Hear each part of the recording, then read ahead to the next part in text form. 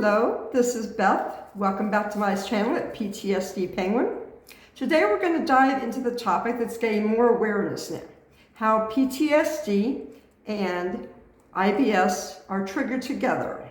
It's a connection that many people are not aware of, but understanding it can make a big difference in managing your conditions. I know personally that two are related because I deal with both of them at the same time. I've been dealing with that for the past week, so that's why there's been no videos coming out. I'm feeling a little bit better today. The symptoms have subsided, so I thought I'd get on here and share a little bit about what I'm going through and maybe what you're going through as well. Now, before we dive into it, let's break down what PTSD and IBS are. PTSD is a mental health condition that is triggered by an event, a terrifying event, experiencing it or witnessing it. Symptoms may include flashbacks, nightmares, and severe anxiety. Now, you know I have that because we've gone over that in the past year. Now, on the other hand, IBS is a gastrointestinal disorder that leads to symptoms like stomach pains, bloating, gas, diarrhea, and constipation. It's a chronic condition, meaning it requires ongoing management. Now, I've had mine for like 30 years. It comes and goes. Whenever I get stressed out or my anxiety hits, it seems to come in a flare, and it gets really bad, and the pain really hurts, along with the other symptoms. Now, so how are these two conditions linked?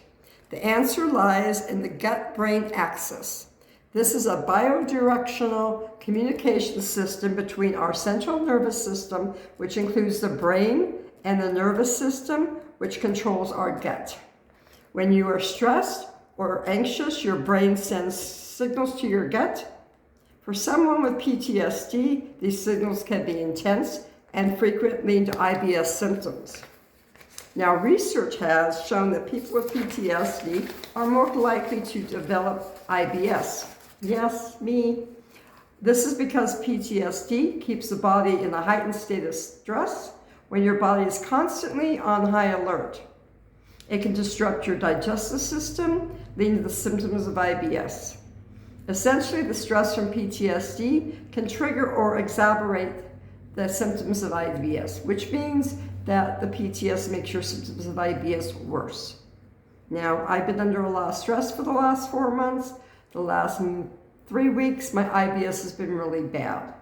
I remember about a year ago it hit, and I was going through a lot of things back then. You just have to treat it, know how to treat it. What triggers your food that you eat causes it. Like with me, it's spicy food or something that's fried. Those are my two biggest things. A couple weeks ago, I went out to a restaurant here and had really good onion rings.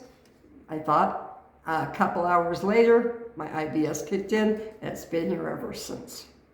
Now, but don't worry, there are many ways to manage the symptoms. Here are just a few strategies. Mind-body therapy. Practices like yoga, meditation, and deep breathing exercises can help calm the nervous system and reduce stress, which may elevate IBS symptoms. Sorry, my mouth is dry. I'm stuttering my words. It should be reduce stress, which may elevate IBS symptoms.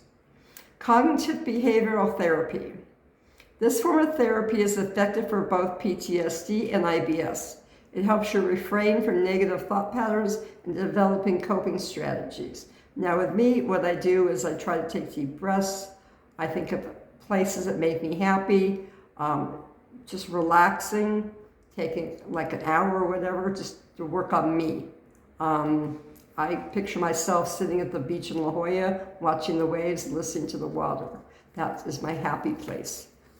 Lake Tahoe is too, but it's easier to think of San Diego. It's just easier for me to picture that in my brain.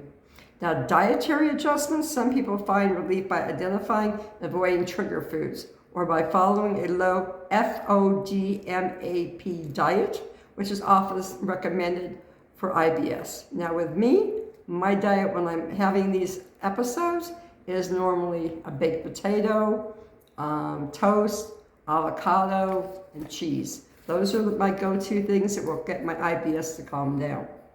Now, if you read the things, sometimes it says to eat lots of chicken, fish, stuff like light meat, stuff like that, that actually triggers mine more so I try to stay away from that. It's just trial and error, see what works best for you. Now remember, if you're struggling with PTSD and IBS, you're not alone. It's important to seek support, whether through therapy, support groups, or healthcare providers. The connection between our minds and our bodies is powerful, and by understanding it, we can take steps toward healing. I have talked to doctors, they've put me on medication before, it didn't work, so I just know how to deal with it. Sometimes I'm in bed for a while, but at least I know what's causing it. It's nothing too serious, you just have to work through it. Now I want to thank you for watching. If you found this video helpful, please share and subscribe for more content on mental health and wellness. And don't forget to comment below if you have any questions or personal history stories that you had that you might want to go through. And again, this is Beth at PTSD Penguin. Please subscribe, share, comment, and like my videos. I'm doing this for you as well as me, and I greatly appreciate the time you put into watching my videos. Thank you very much and have a great day.